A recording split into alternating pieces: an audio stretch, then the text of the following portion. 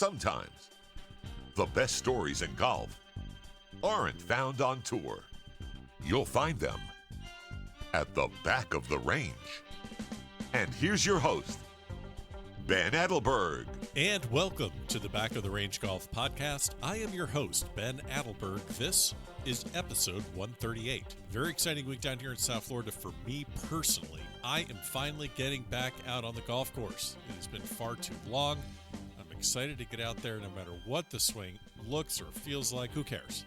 I'm going to play hooky from work this week for a couple days, play some golf. You know, the bogeys won't mean that much, and the birdies will mean even more. So can't wait for that. Can't wait to see all my friends. And I promise all of my friends at Quail, we will take care of the place just fine this summer. Despite the fact that I will be spending some more time on the golf course, you know that I will continue to bring you some amazing episodes. Kind of on a USGA kick right now, which is kind of interesting. Sometimes it just works out that way. Last week, Doc Redman was my guest, 2017 U.S. Amateur Champion and Walker Cupper. The week before, caught up with one of his teammates, Will Zalatoris, as he gave us a recap of that Merido event in Dallas, Texas.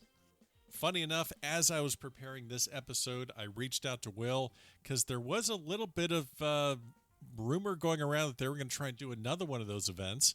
And yeah, they are doing that again, May 19th to the 21st. So that will basically be a week from today, week from tomorrow, something like that. So next week, there will be another Merido event, another fundraiser. So hopefully I'll have some more information on that tournament as well. I have another USGA champion featured on this episode, but before I provide a brief introduction, remember, follow along on social media. We're on Facebook, Twitter, and Instagram. Leave a review in Apple Podcast. Once I get some more towels in stock, I will definitely start sending some of those out to you. And don't forget, you can get every single episode in the history of this podcast if you just go to the website, thebackoftherange.com. Don't forget also Sunday, big day, big match at Seminole on NBC. Make sure that you record this. It will be the first time you will see this course on television, and you probably won't see it again until next May when Seminole hosts the Walker Cup. Now, on to my guest on this episode, Meghan Stasi. You know, I went back, I looked at just about every previous episode here at the Back of the Range, 137 episodes, and I think I calculated it correctly. I've featured just over 20 former USGA champions. U.S. amateur champions like Victor Hovland and Kristen Gilman, U.S. four-ball champs like Cole Hammer and Garrett Barber. Most of them only have one title to their name. You know, there's a couple multiple winners in there like Spider Miller, who won a couple U.S. Mid-Ams in the 90s. Jay Sigel, he has 3 U.S. Mid-Ams and back-to-back U.S. Ams.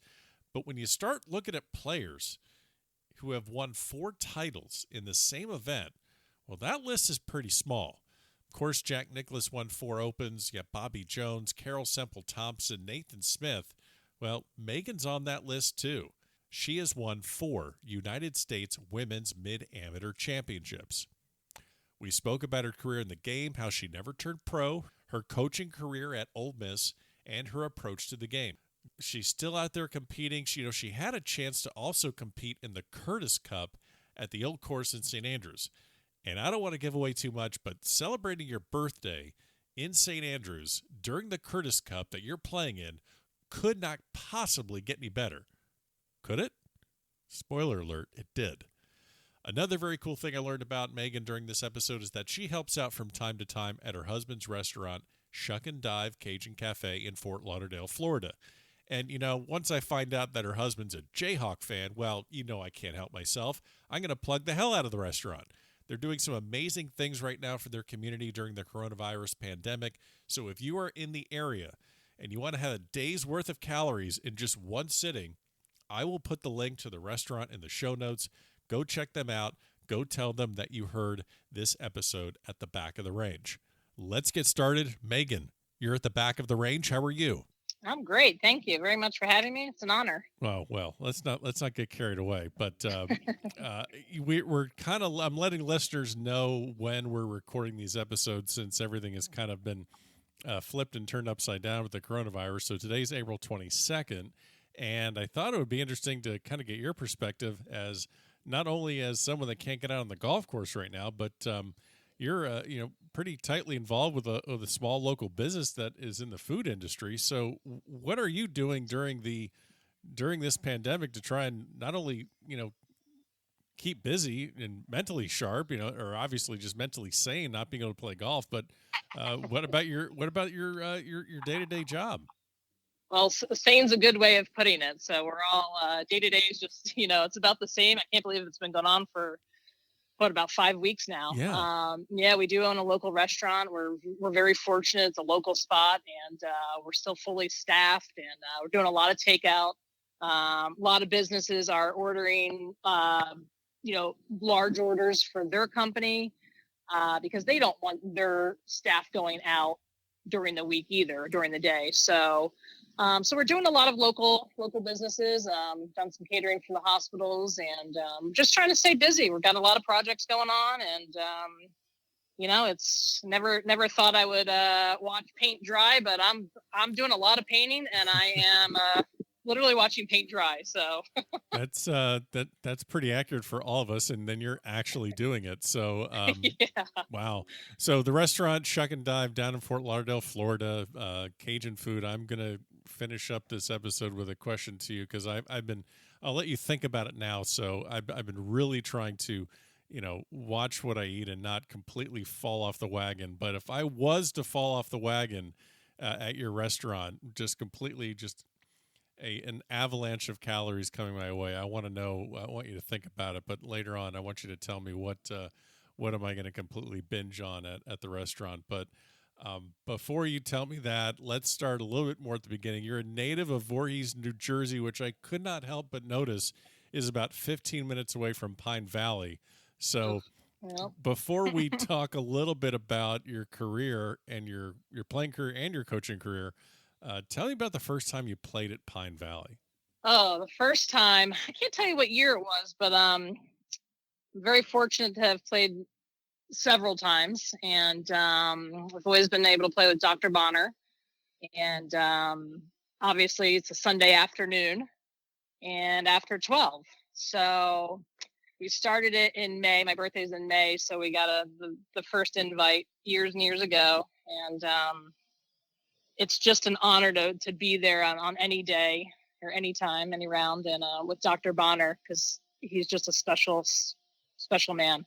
And he has a daughter that plays as well, so I've gotten to play with her several times. And I think the first time I was able to play the par 3 course as well. So the first time I played, the weather was suspect. So we arrive and it's drizzling, and we're looking at the weather, and there is absolutely just red and yellow everywhere surrounding us. We have lunch inside, and it's just, Doc's like, do you want to wait? I'm like, well, this is my first time. When am I going to ever be able to come back? I don't know when the next time is. So hard to be able to play. It's Sunday afternoon, and there's only 52 Sundays, and half of them are already taken. Yeah. With the weather and everything else. So we we eat lunch, we wait. I mean, there's maybe one other group out there, and we keep looking at the radar, and Doc's like, I just don't see anything. I was like, Doc, see that little opening right there? He's like, no. I'm like, just trust me. It's gonna be okay.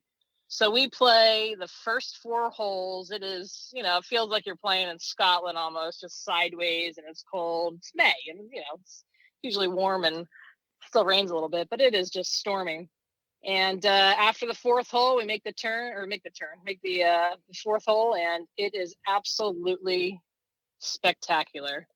The storm clears, Nice. And the entire round was just absolutely perfect after that. So, that was the first of several rounds, and just been fortunate to be able to go back and play Pine Valley several times.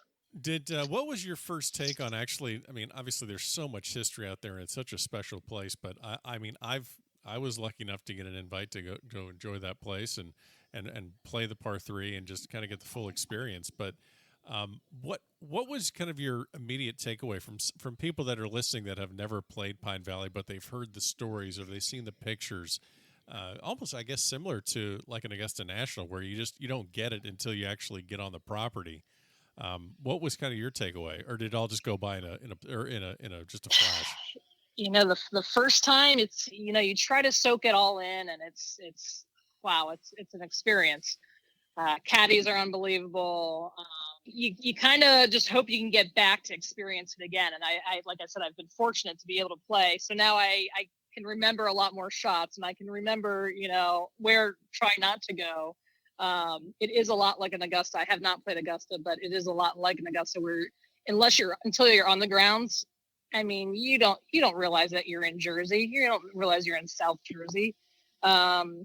It's just beautiful. And what they've done, the work over the last, 5-10 years since I've been playing it's unbelievable. So just to see the changes every year, just very fortunate to be able to have that experience. How much money did you drop in the pro shop for souvenirs? Was it ugly?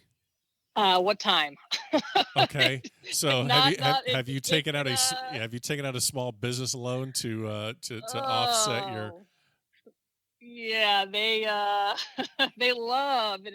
The only way I can shop in there is after I had a couple Guinness, nice, and of course, 1 or 2 transfusions. So you shop a lot better when you've had a couple. So those transfusions are no joke. Yeah, it's actually very funny you mentioned that, because I think the first episode I recorded, not the first one posted, but the first episode I recorded was an old college teammate of mine, Willie Spicer. I think it was episode 4. And we literally got into, during the episode, the intricacies of a properly made transfusion. Oh, so, I think I did listen to that one. So, okay. Yeah. So is he on point where he talks about the Welch's grape juice? I mean, is that... It has to be Welch's. 100%. Okay. 100%. Yes. 100%. Okay. Well, that's good. I mean, I'm glad that he's not completely, full of it. So that's perfect. Well, I had the similar experience there. You're kind of kid in a candy shop, and eyes kind of glaze over, and then before you know it, you're on your way out of there, and you're like, wait, what just happened? So yeah, there's a so on right next to the bar, there's a scorecards. And only the very special scorecards are up there. And one of them is Annika. And, of course, Annika shoots, I believe it was par.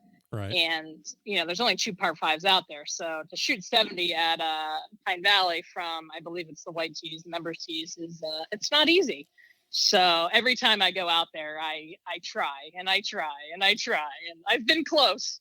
But, that's our special thing with me and Doc is I'm able to get out there and try once again. So, but it's not easy. Well, I hope you get out there again soon. Hope I get out there again soon. Hope I get on a golf course again soon. I mean, in Pine Valley shooting the moon, but something that resembles normality would be great. So your start in the game, you're the oldest of 5. Your parents did foster care, so I'm guessing it's kind of a unique upbringing where I've spoken to numerous guests where that runs the gamut, getting dropped off at the local muni, and they just stay there from sun up to sundown, and or maybe their parent is a PGA professional. I've heard all sorts of stories, but tell me a little bit about your upbringing in athletics, and then also finding your way to golf. Yeah, it's funny. I've been reminiscing a lot lately because I started jogging again. Once you get out of the exercising, it's a tough thing to get back into. And I'm just thinking about all the summers that, oh my goodness, we would be dropped off at whatever camp was available, playing basketball and soccer and golf on the, not golf, obviously, on the asphalt, the steaming asphalt during the summer in Jersey. Jersey's hot in the summer. Yeah. And people don't realize that, but every day I go out there and I'm running on the street. I'm like, oh man, we just had a very fantastic growing up. My mom played 3 sports in college. My dad pitched baseball for Xavier in Ohio. So that's all we knew. We only knew sports growing up, right. And I wouldn't change anything. Played 3 sports in in high school. I probably got into it when I was about 8 years old. But we just, whatever was available, we were playing. So it was just a blast. And then did you specialize in golf at some point, or did you just kind of play everything up until, I mean, you played collegiately at Tulane. When did you actually start to specialize, or did you? Good question. I really didn't specialize it really until I got to college. Okay. Even when I got to college, we we were athletes, so all of us would sign up for intramural basketball, intramural soccer.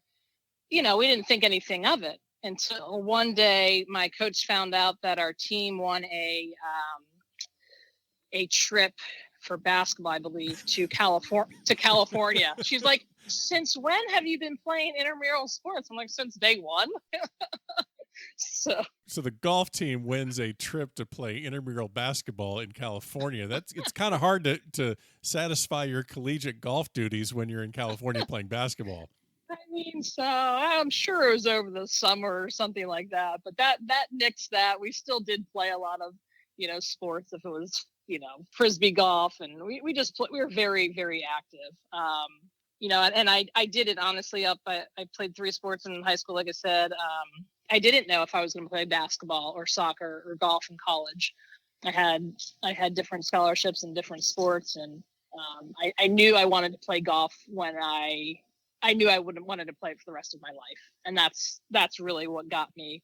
And Tulane, couldn't say no to Tulane. Tulane is unbelievable school, and the opportunity that was offered was I couldn't say no to.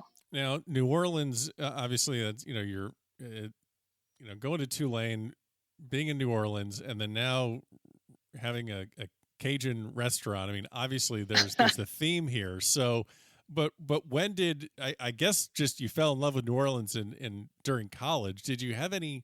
I guess you didn't have any reservations about going from Jersey down to Louisiana. So, I was ready to go. Okay, all right.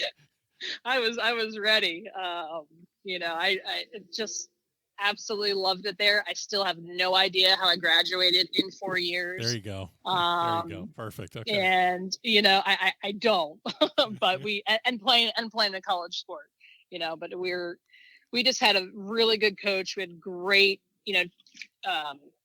great teammates, and we looked out for each other. When I started, my first year was 3 freshmen, 3 sophomores, and a senior. That's it. So we really, those sophomores were our, senior class for a few years. And we just bonded really well and still keep in touch with a lot of the players, and just fortunate. I always wonder how that works out, going to a school like Tulane in New Orleans. And then I spoke with J.C. Deacon, who's the head coach at Florida. He went to UNLV. And I just I'm like, how do you even go to class? I mean, I had a tough enough time, and I didn't go to, I went to KU for a couple of years, and it was, that didn't help my college career. I had a lot of fun, but I didn't really see a lot of classes. But yeah, I can't imagine what that's like, going to schools like that. Yeah, it's we just say it's a lot of fun, but you have to be very disciplined. And when it's golf season and golf time, we are all in the books, and but we had fun with it too. We were Sure. very, we liked going to study hall, and we would, it's a little different now. We would order pizza at study hall, and we would just do a lot of hangouts at study hall / study hall. So Sure. plus studying. So Yeah. So, but we just had a lot of fun. So. Now you're a very successful player at Tulane, but it appears that if I'm looking at your playing resume, things really kind of blossom for you outside of college. Is it a safe assumption to say that you're a better player? You've become a better player as you've gotten older? Yeah, it really is.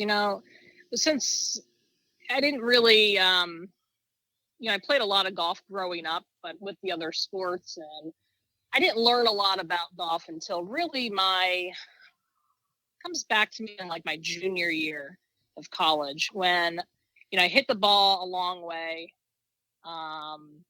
But I could not putt. I just, 3 putt here, 3 putt there. And, courses back then were a little shorter.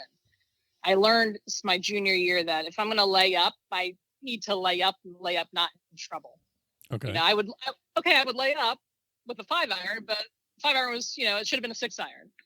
So I'm back into a bunker or something that I used to get myself in a lot of trouble. So once I start learning that, and also really truly not just because you're 1 or 2 over after the first few holes to stop counting your score. You're like, oh my goodness, I'm 2 over through 2. And that really figured that out about my junior year, and then just started to have a lot more fun with it, and just playing a lot more aggressive in a sense like that. So because I could.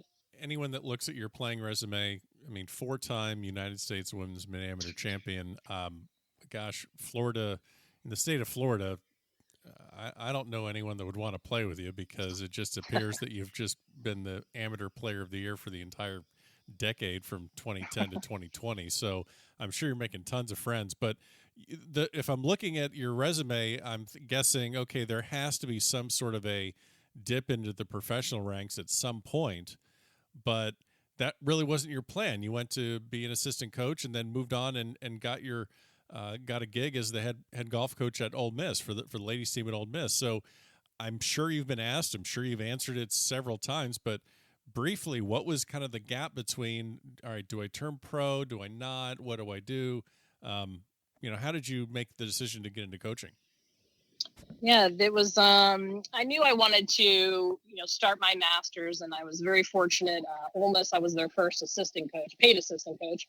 And so did that for a year. And the coach that was there, Keel, they were leaving, and I got the head coaching job for 6 years, and had an incredible time. But as an assistant coach, I only had that 1 year to learn a lot, which was tough. You learn a lot from your mistakes. And, I absolutely loved coaching there. An incredible university. My brother still lives there. I was married with 2 kids, and love going to visit. And after 2006, the first Mid-Am that I won was at Old Waverly. And so I would drive back and forth. I'd do a practice round, drive back, and, go to practice. That happened for the first couple of days. And then, then I made the match play. That was my first Mid-Am that I played in. Okay. So I didn't really know what I was getting myself into at the time. Just felt really, really good that week. And I was fortunate to come out with the win, and then drove.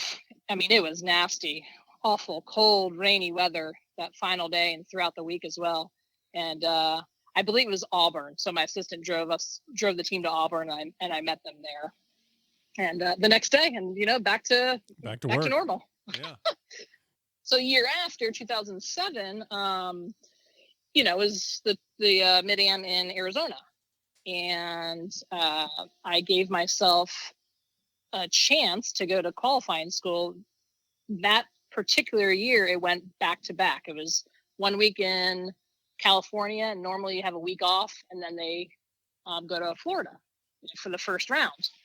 And that year, it was the first week was in California, and then the second week back to back coincided with the Mid-Am. I'm like, well, I'm not giving up on the Mid-Am, so I'm going to give myself one shot out in Mission Hills.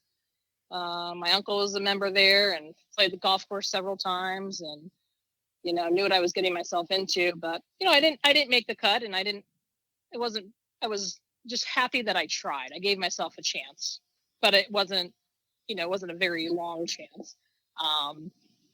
But I did it, and then I won back-to-back Mid-Ams, and since then that's all I've ever wanted to do. So yeah. It's been it's been a ride. It's been a great, fun ride. Oh, well, we don't have enough time to go through every single accomplishment, but you name it, any sort of a major women's amateur tournament, your name's all over it, whether it's qualifying for women's amateur. I saw you qualified for the 2018 U.S. Women's Amateur in Lawrence, Kansas. I did. Right at Lawrence Country Club, right off of right off of the Turnpike. My husband is from Kansas City, and I've been to a couple Jayhawks games, wow. Talk about a fun Allen Fieldhouse. Fun arena. My goodness. Yeah. So he's a diehard Jayhawks basketball fan, and he's also a member at Wolf Creek. So Okay. we had the superintendent that is now at Wolf Creek was the superintendent at Lawrence Country Club. So he caddied for me, and it was we had a blast. So it was a tough day, long day, and but we got through it and qualified for the AM. You've had your dad on the bag for your 4 U.S. Mid-Am wins, and you've had your husband on the bag periodically. I don't want to start any sort of family squabbles here, since it does actually. I mean, it's not just family, but it's also business. But can you compare and contrast the caddying styles of these two men? They're very well invested. Look They at both look at this politically correct Well, answer. no. I'm I'm kidding. not No, I'm done kidding. yet. I'm kidding. I'm kidding. They both are, so invested. They love it. They want it more than, I'm not to say more than I do, but, their heart and soul is in playing every shot. And my game is a little different. I am, I don't think a lot out there. I just enjoy it. And my dad has been on all 4 wins, knees and hip issues right now. So he's retired. I'm sure at some point he'll come back and to drive the golf cart, and when he can drive in different tournaments, he's still allowed to do that. Sure. My husband, on the other hand, he has been fired, retired, rehired. I don't even know where it is right now. Oh my gosh! Well, but it's all good. Well, it's all That's great. We have so much fun out there. But he gets a little too into it, and like I said, I'm a little bit more on the okay, yep, got it. I already did the numbers in my head. I already walked it off. I already got it. So yeah, I see that bunker. Yes, I know I need to carry it past it. Yes, yeah. So it's entertaining, and and he's fired himself a few times too. So Now, I know that the majority of our conversation is going to revolve around you as a player, but we just talked about your caddies. But I'm just curious, have you been in their shoes? Have you been on the bag for anyone at all? So last 2018, I am friends with Jackie Langer John, who is Bernhard Langer's oldest daughter. And she, for the first time, was able to play in the father-son, PNC father-son. So I caddied. So I grew up, one summer caddying, and I probably caddied one other time for a friend. But this is a big deal. So, it's not easy being a caddy. I give my dad and my my husband and all the other people that I've tortured throughout the years a lot of credit. So Jackie and I are staying in the same room the first night, and we're like, okay, let's set an alarm. And Bernhard's like, meet us down at 7:15 for breakfast, and then we'll go out and play the practice round. I'm always particular. I like to lay everything out, be ready to go, and the phone rings at 7:15, and 7:15, and we're like, why is the phone ringing? Well, we never set our alarms. On the Apple phone, you can swipe it. Sure. We never turned our alarm on. So I almost got fired before I even started caddying.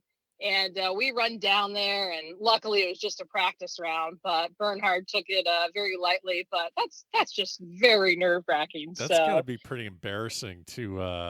Oh my gosh, so embarrassing, and in front of everybody, and her husband was caddying for Bernhard, so he was there on time. But but we didn't even stay up and drink. We went to bed at 9:00, so we have no excuse. I know, no excuse. But I was absolutely a nerve wreck. It was awful. So how is that? How is that tournament? I know it's televised. I know people kind of see it's sort of like in that December silly season kind of part of the year where you see I think the Shark shootouts around that time of year, and different events like that. What's the dynamic there with some of these great legends of the game? Are they I'm sure there's probably some that are just there with a younger son or daughter, and then maybe some are a little more intense. What was your experience there, just watching that unfold? Well, first of all, it is first class from everything that they do. They raise a lot of money. It is televised. To be that close, I've been inside the ropes on LPGA events, but a PGA event, wow. I mean, to have Jack there and John Daly with his son. His son was out there from dawn to dusk. Incredible player, incredible kid. There's just so many great stories. The parties they put on. It was just a really neat tournament because I've never done anything really like that. And the dinners beforehand with what's it called? The pro-am. Sorry, the pro-am is first class. I mean, these people pay a lot of money to play with the pros, and they just really turn it on and do the right thing. So it was really neat. But on the first hole, it starts raining. So now we got the first round of the competition. We have, not that we're nervous. Jeff and I are like dying, we're nervous, and then it starts raining. So we're like, okay, this is going to be fun. It only rained the first 2 holes, but on the first hole, they're taping everything, and the camera's right there. And Jeff is like, oh, it's 142. And I'm like, or maybe it was the second hole, 142. And I'm like, no, it can't be 142. It's, and I'm giving him another yardage. And Bernhard's, Meg, I'm doing meters, not yards. Oops. I'm like, oh God, I'm gonna keep my mouth shut. So here I am thinking, one, I almost don't make it to the first tee box, and then second, here I am trying to. It sounds like it's best if you just put a club in your hand and just that. Yeah, it's better that way.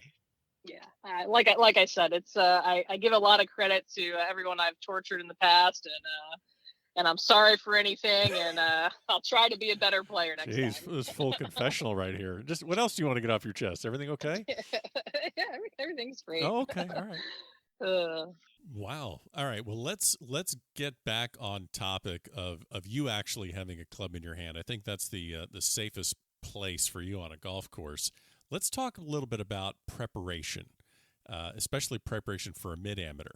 I guess one of the biggest challenges with whether it's, men or women, I mean, competitive mid-amateur golf, we have jobs, we have kids, we have all these different things. It takes time to prepare and, not just preparing for like, okay, I need this weekend off to go play, but you actually have to get your game ready before you actually go play. It's not like just a, weekend trip to Myrtle Beach. You got to have your game in order. How did you schedule your practice? How did you make sure that you were peaking at the right time so that you're ready to compete against the best, the best players in the country? Back in the day, I used to practice a lot, just a lot. Right now, today we were supposed to be on the road to the USGA, the 4-ball in at Quail Creek in Naples, and starting a practice round tomorrow. So, I haven't picked up in a club in a few weeks, and I don't know as soon as golf courses are open, I'll be out there. And I enjoy playing a lot more right now. Just absolutely love it. I love any game that we can get into. Love playing with the friends, and guys, girls, doesn't matter. Just have a blast out there. So I think about golf every day mentally, and either if it's watching something on TV or if it's practicing, I'm just around the game as much as possible. But yes, the mid-ams and the professional mid-ams have jobs. They have families. They have careers, and it's not easy. But you have to figure out what's best for you in your way to practice. But like I said, I enjoy playing a lot more right now than anything, and I prefer playing in tournaments. So Sure. more than anything. Oh yeah. So you just get psyched up for just to play. So. A lot of these tournaments you're playing in, I guess you're bumping into, some are obviously mid-am tournaments, but you're also, anytime you're playing an amateur, whether it's the Doherty or even a state tournament, you're bumping into these to juniors. You're bumping into girls that are in high school or college, and I'm guessing there have been times where they if they don't know you and they don't recognize you, they may not think that you're actually playing in the tournament. So, Yeah. I mean, I just hit a sore spot, I think. Whoops. It happens with all of us, it's all of us in the mid-am range. And he forgot the 10, 11, and 12-year-olds too, because I do play a lot of golf with 9, 10, 11-year-olds in the state and even in the USGA now. I mean, the game is just that good, and these kids they're just that good right now. So when you see them out there making mistakes just basically because of their youth, what are some things that, because I get a lot of parents that listen to the podcast, what are some of the things that you wish you could just, I mean, obviously you can't do it during a competitive round, but you wish you could just pull them aside and said, look, here are some things you need to learn because I've been through it, and these are things that I've adapted into my game that you really should try and get into yours as quickly as possible. Well, let the kids make mistakes. The parents aren't playing. They're out there, and they should be very supportive. And when they get too involved on every detail, they're kids. It's too much when they're just every single shot. Just let them go play. Let them make their own mistakes, and watch from afar. You don't have to be there every single second of every single shot. And, they're going to learn a lot more that way too. So they'll learn more from their peers and grinding it out that way. But when it becomes not fun for the kids because the parents are involved at such a, just too much, then I think they lose interest and it doesn't become fun for them anymore. And you see that a lot, and I see that at all ages. But you just gotta know how to keep it fun and just enjoy the game as much as you can. We've talked about the USGA titles, but also I guess one of the highlights I'd imagine from your career is playing Curtis Cup in 2008, and of all places, I mean it could just as easily have been here in the States, but you're selected to the team that plays at the Old Course in St. Andrews. I mean, I've been to St. Andrews, an amazing town, been there a couple times. You're there quite a bit. And I mean, was that your first trip to St. Andrews, or had you been there previously? No, that was my first trip. So, so many emotions going through. And, I was 29, I turned 30 on the 30th, the first day of the of the matches. Yeah, it was pretty special. A lot of stories to that, but I had probably about 20 people fly over, friends and family, and I fell in love with it. I mean, absolutely, we had so much fun. Carol Zippel-Thompson being the captain. I mean, how can it get any better? And you're at the Old Course for the first time ever. We didn't have time to do a lot. I think I had 1 hour, and it was partly sunny, and I just ran the town because I didn't get to see the town the first visit there, which is totally fine. I got to experience things I never thought I would. And of course we won. So that was a highlight of that. Obviously this great experience playing amateur golf and, or playing in the Curtis Cup and then St. Andrews. And I can only imagine just like very similar to Pine Valley, probably first time there. You're just kind of trying to take it all in, but it's damn near impossible. But 90, now you listen to this podcast, so you know that 90% of the conversations that I've had with my guests, they're focused around golf. And, some stories lead into different directions. And I always try and reroute them back to golf because I don't really know a whole lot more than that.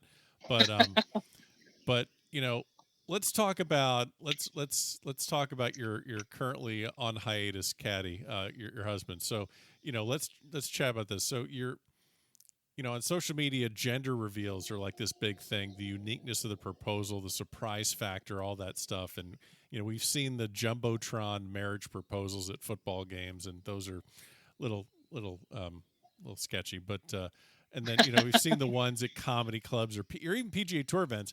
And I can't believe that this is the first time I'm really out in front of my skis right now. I hope you can tell that. But tell me how your husband proposed to you in 2008.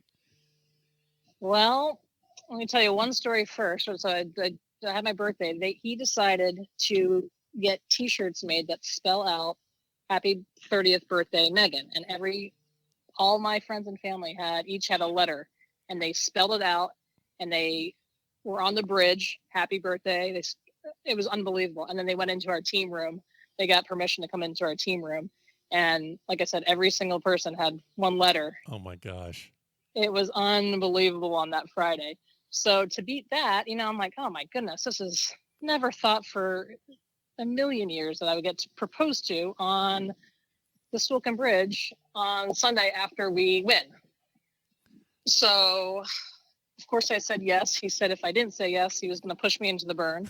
So I can't imagine as a golfer, as a purist, how you say no on the Schuylkill Bridge. You know you're going to get the shanks and the yips for the rest of your life if you say no. Yeah, there was no way I was saying no. And then we went to the Old Course Hotel for, I believe it was about 500 people there at least. And Carol found out and she announced it in front of everyone. I mean, it literally it just happened like 20 minutes before that, So, but what a special time to share with the team and my friends and family that were all there. Yeah, it's been fantastic ever since. That's a good story. That's well played. I mean, proposing on the Schuylkill Bridge. I mean, it's tough to beat that.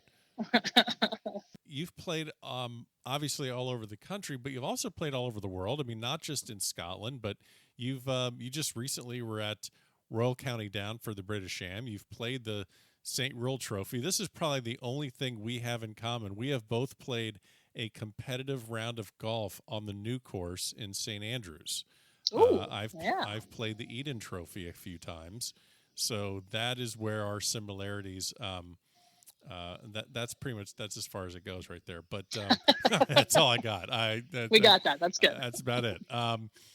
We're both and Quail Ridge. I mean, we're both members at Quail Ridge. So I look forward to losing money to you this summer if we get out there. So. What do you like so much about playing internationally? I know a lot of people, whether they stay in the States, they don't maybe see what's outside of the country in different courses. What do you like so much about playing internationally? Like I said, the first time I played was at the Curtis Cup, and I fell in love with it. I mean, you have to have every shot out there, every shot in the bag. You have to be so creative.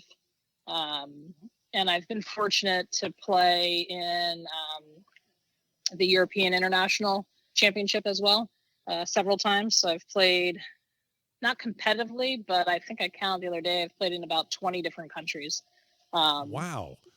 Yeah. So, and that's, half of it's competitive and half of it's, our golf clubs go everywhere. So we're always planning on playing somewhere, and, we absolutely love it. And the St. Rule, I am now a member at the St. Rule, which is, the organization right on 18th. Yeah. The St. Andrews Club is a men's club, and right next door is the St. Rule Club, and they put on the St. Rule Trophy. Unfortunately, it's been canceled for this year, but look forward to playing it again next year. And, I think it happens about 5 times a year that you get to play on a Sunday at the Old Course, and St. Rule is one of those days. So it's interesting because, it's a dog park on every other Sunday. Right. So people are out there walking, not realizing that you're actually playing a competitive round of golf. And so it's quite an adventure. And I've had the same caddy since the Curtis Cup. He actually caddied for someone else, one of the other girls on our team. My caddy is now one of the caddy masters.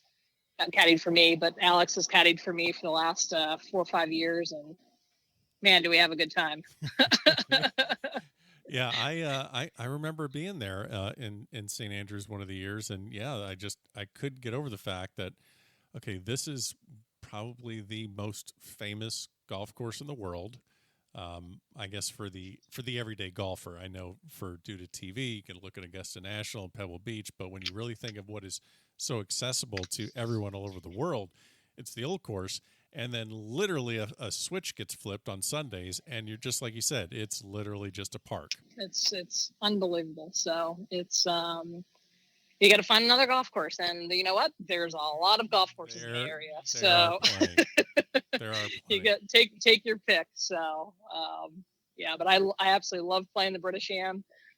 British Am is actually, they moved it to the same week as the US Mid-Am this year. So yeah, that unfortunately is not going to work. I was looking forward to that too. So, but you know, life happens, and you know, as long as we're safe and happy, we're going to play in whatever I can this summer. So yeah, well, I had a golf trip canceled. I was going to be at Kiowa at the end of May, so that's definitely off. I guess, you know, I'm looking at another golf trip, so to speak, that you went on down to Lima, Peru, and boy, you know, I don't know Margaret Shirley. I know she was the reigning U.S. Mid-Am at the time, but I know Scott Harvey and I know Mike McCoy.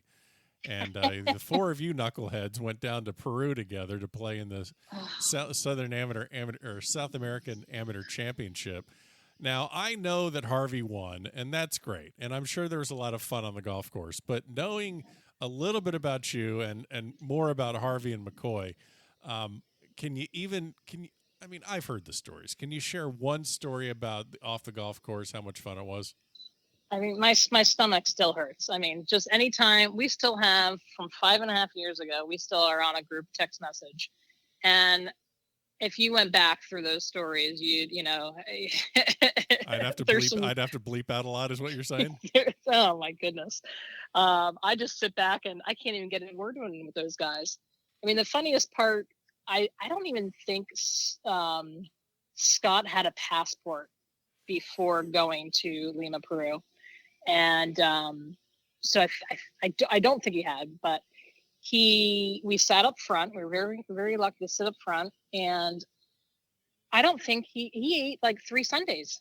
And I kept looking over. I'm like, what are you doing? He's like, hi, that's free. It's, you know, we're sitting up front. I got to have another Sunday. Oh, I mean, first class on the plane.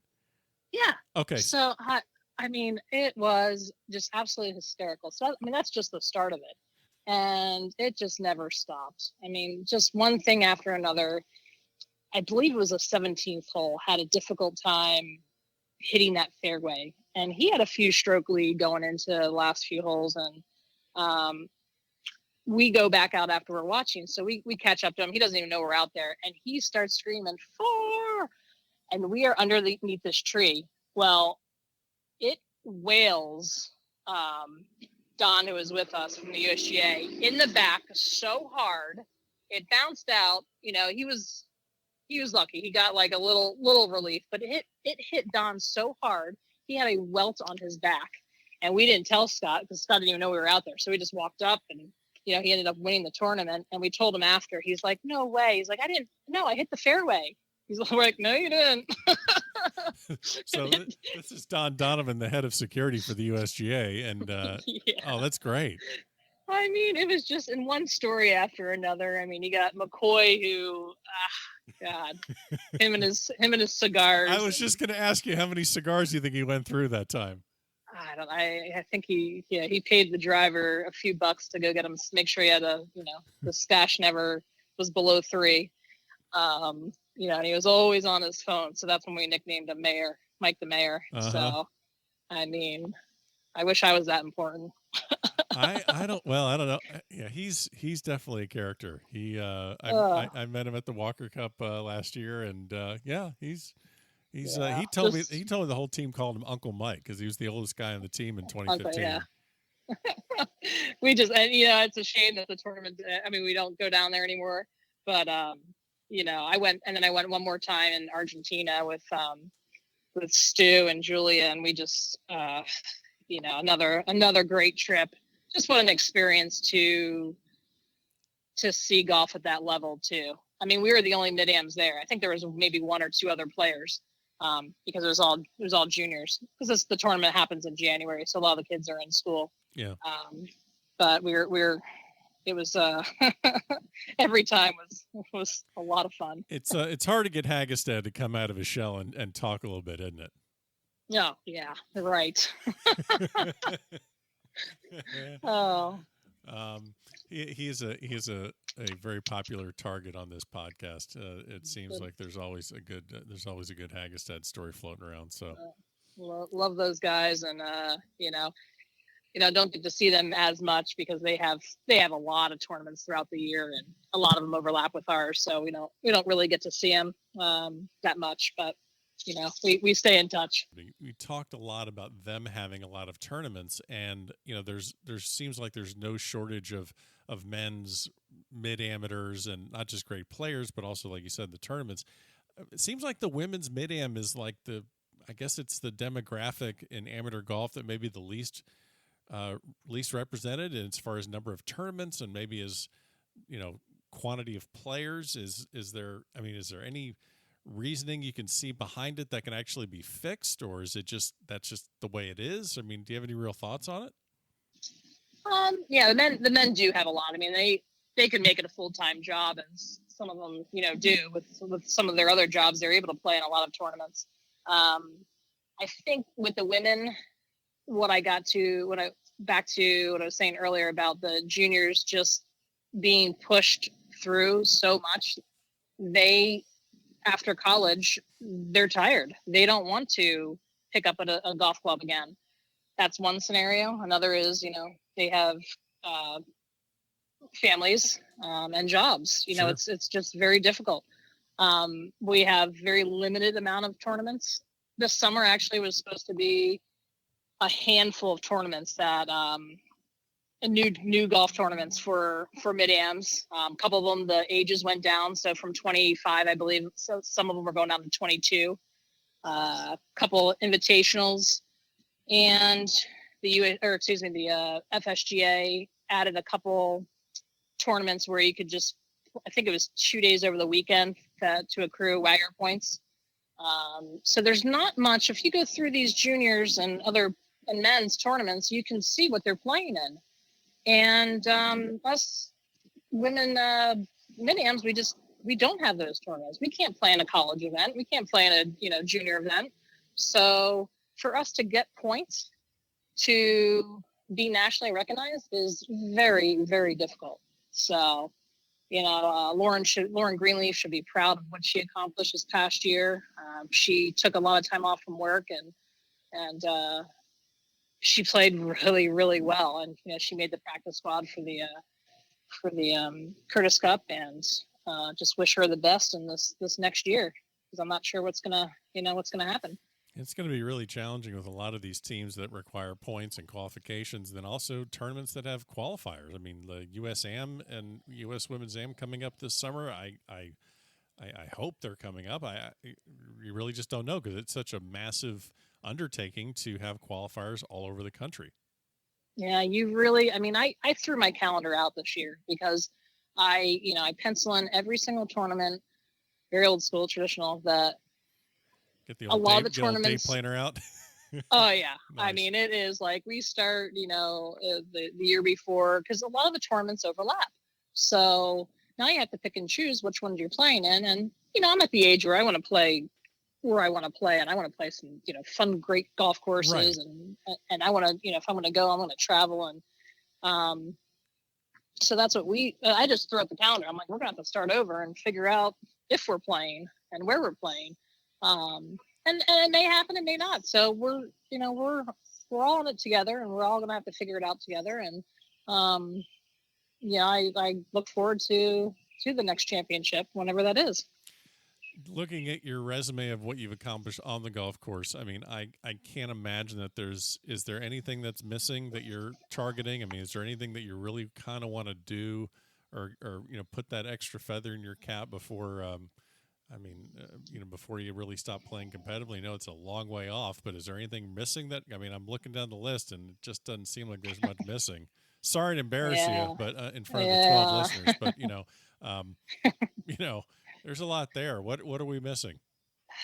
I have played a lot, and every year there are different tournaments that are in different places in the country, and it does revolve, especially the next how old am I? 8 years, I guess, before I'm a senior. So, it's going to revolve around a lot of that, because there isn't a lot for us to participate in. So we're going to have to be a little creative, and any tournament or championship that I can play in. I can't think of one that I've played in 2 opens. I've played in, I think, 5 professional events. I played in the craft when it was the craft, and it's hard to say I would love to play in a British Open, but that's tough, an Open Championship, because you have to go through qualifying. Yeah. Just because I love it so much over there. So whatever comes up, that'll be the next excitement. So, I mean, of all the things on your resume, I mean, where does the Florida State Mixed Shootout Championships fall? I mean, having to carry around Kevin Hammer to 4 titles. I mean, has that weighed you down in your career and caused you undue stress? Yes, I hear about it all the time. The next major, the next major, the next major. So he's such a good player and such good family. Alexa is back in town, so that's his number 1 choice. But if Alexa's can't happen for some reason or can't play for some reason, I'll be there. But I hear about it all the time. Make sure, you're getting ready for the next major. And that would be the FSGA Mixed Shootout. So unbelievable that I think there's maybe only 16 players in history that have 4 USGA titles to their name. And you're the one that's the first alternate on a Mixed Shootout Championship at the state level. So, wow. That'll put you in your place, I guess.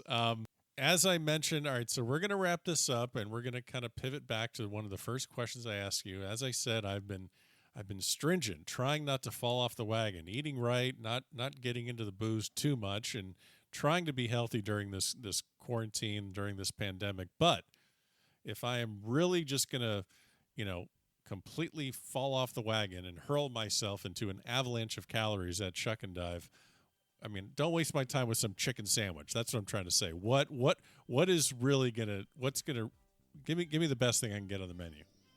Well, first of all, our Dirty Bird is an awesome chicken sandwich. Oh, I'm sure it is, but you know what I'm getting at. You know what I'm getting at, right? But okay. Yes, so I would start you off with oysters. It would be black and blue oysters. They're baked oysters. Then, of course, you have to do some fried green tomatoes. Okay. That'll just get you started. And then mahi Mardi Gras. So you got black and mahi, crawfish etouffee on top. You got some red beans and rice, coleslaw, and hush puppies. And then, of course, you got to finish it off with the homemade bread pudding, white dark chocolate with white chocolate bourbon sauce. Wow. And I assume you just wash this all down with a nice, refreshing glass of ice water, right? Oh, yeah. Now we got a Abita beer is unbelievable. And we sell a lot of Abita. So that sounds pretty good. A lot better than the salads and chicken breast. I mean, that's for darn sure. Well, I will get down there as quickly as I can. I'm glad you could take some time out from all that you're doing there at the restaurant, and I know you're providing a lot of meals to a lot of people that need it, so I think that's fantastic. And we'll try and get on the golf course as soon as possible. And I appreciate you stopping by the back of the range. Thank you very much. Appreciate it. And there you have it. Special thanks to Meghan Stasi for joining me on this episode here at the Back of the Range Golf Podcast. Remember, go support that restaurant, Shuck-n-Dive. The link is in the show notes of this episode. We will have more episodes this week and next week. You know the drill. Leave a review in Apple Podcast. Follow us on social media. Go to the website, thebackoftherange.com. Have a great week. Stay safe, and we'll see you again next time here at the Back of the Range.